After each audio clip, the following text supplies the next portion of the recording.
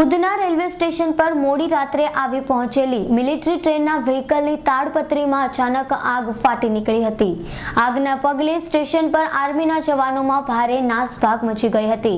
ઘટનાની જાણ સુરત ફાયર વિભાગને કરાતા ફાયરની 3 ગાડીઓ સહિતનો કાફલો સ્ટેશન પર દોડી આવ્યો હતો। જોકે આર્મીના જવાનોએ જાત મહેનતે જ આગ પર પાણીનો મારો ચલાવી કાબુ મેળવી લેતા સૌ કોઈએ રાહતનો શ્વાસ લીધો હતો। સ્ટેશન પર બનેલી આ ઘટનામાં એક આર્મીનો જવાન ગંભીર રીતે દાઝી જતા સારવાર અર્થે 108 દ્વારા સુરત નવી સિવિલ હોસ્પિટલ ખાતે ખસેડવામાં આવ્યો હતો। ફાયર ઓફિસરે જણાવ્યું હતું કે ત્રાપ્તી ભુસાવલ તરફથી આવી રહેલી SCMC AQG મિલિટરી ટ્રેન બુધવારની રાત્રે ઉધના રેલવે સ્ટેશનના પ્લેટફોર્મ નંબર 4 પર આવી પહોંચી હતી અને મિલિટરી ટ્રેન પર રહેલા વ્હીકલની તાડપત્રીમાં અચાનક આગ ફાટી નીકળી હતી। તાડપત્રીમાં લાગેલી આગે અચાનક મોટું સ્વરૂપ ધારણ કરતા આર્મીના જવાનોમાં ભારે નાસભાગ મચી ગઈ હતી। ઉધના રેલવે સ્ટેશન પર આગનો કોલ મળતાની સાથે જ ફાયર વિભાગની ટીમ સ્થળ પર દોડી આવી હતી। જોકે ફાયર વિભાગ પહોંચે તે પહેલા જવાનોએ આગ પર કાબુ મેળવી લીધો હતો। આ ઘટનામાં વ્હીકલ પર રહેલ તાડપત્રી સહિત કેટલોક સામાન બળી જતા સામાન્ય નુકસાન થયું હતું।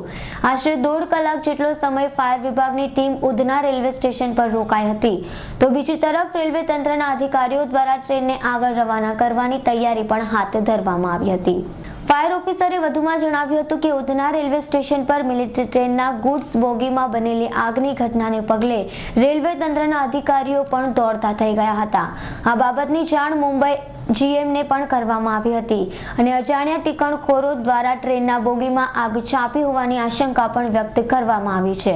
તો બીજી તરફ ઉધના રેલવે સ્ટેશનના સૂત્રોના જણાવ્યા અનુસાર મિલિટરી ટ્રેન ઉપરના વ્હીકલ તાડપત્રીમાં લાગેલી આગના સમયે બાજુમાં જ અન્ય પેટ્રોલથી ભરેલી ગુડ્સ ટ્રેન પણ હાજર હતી। જોકે હાલ આગ લાગવા પાછળનું કારણ અકબંધ હોવાનું સામે આવ્યું છે, ત્યારે રેલવે તંત્ર દ્વારા આ મામલે તપાસ પણ શરૂ કરવામાં આવી રહી હોવાનું જાણવા મળ્યું છે। અમને ફાયર કંટ્રોલથી 10:32 મેસેજ આવેલો કે ભાઈ ઉધના પ્લેટફોર્મ નંબર 4 યાર્ડમાં 4/9માં એક મિલિટરીની ગાડી આવેલી છે, જેમાં આગ લાગેલી છે।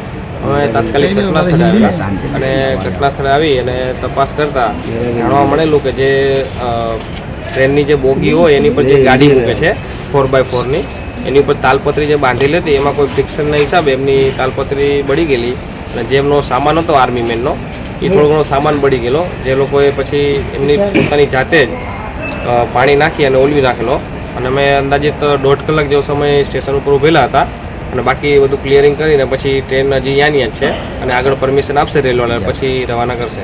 જી, આ ઘટનાની અંદર એક આર્મીનો જવાનને પણ કઈ ઈજા પહોંચી છે, શું આ ઘટના સાચી છે? હવે એ તો સ્ટેશન માસ્ટરને ખબર હશે, કારણ કે અમે જ્યારે આવેલા ત્યારે જવાન હતો નહીં।